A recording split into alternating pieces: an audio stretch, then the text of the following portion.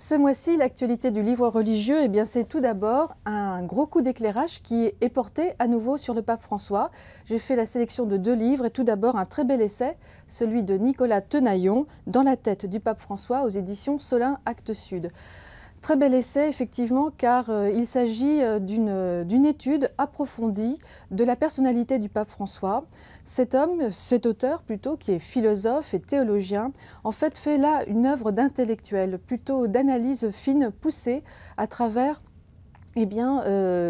la vie d'abord du pape François, son enfance, ses origines argentines, sa formation intellectuelle, son parcours de religieux, de jésuite en Argentine, jusqu'à son élection sur le siège de Pierre.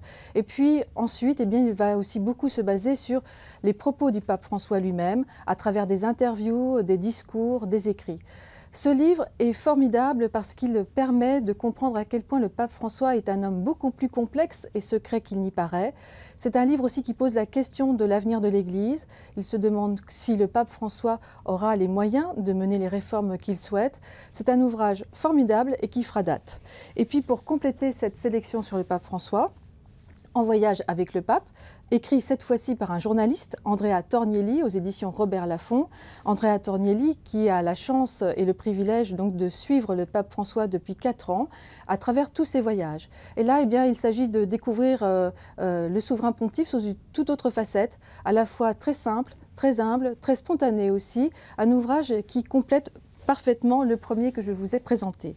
Et puis pour continuer cette sélection, un petit manifeste formidable à lire absolument et à surtout faire partager pour le bien commun, paru aux éditions Salvator. Ici, il s'agit de 14 contributions, 14 personnalités chrétiennes ou d'inspiration chrétienne qui ici s'expriment et qui disent en quoi le bien commun est-il important? Alors je vous en cite quelques-uns, Marie Balmary, mais aussi Jean-Marie Petitclerc, François Soulages et plein d'autres qui ici en fait parlent au nom de leur engagement, de leur passion, de leur conviction profonde en tant que chrétiens, et bien en quoi le bien commun, et bien l'attention aux plus pauvres est déterminant aujourd'hui.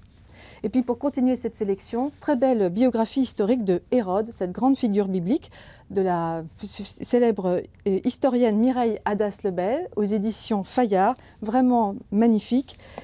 Une très belle contribution spirituelle de Véronique Margron, dominicaine, théologienne moraliste, qui, avec La parole est tout près de ton cœur, publiée chez Bayard, eh bien, nous fait mettre en lumière toute la saveur de l'Évangile. Un bel essai aussi de Michel Fromaget, réponse de Maurice Zindel à Albert Camus aux éditions Parole et Silence, où l'on découvre que Maurice Zindel avait une énorme admiration pour Albert Camus et comment ces 2 hommes se rejoignaient sur une question cruciale et fondamentale qui est celle du mal.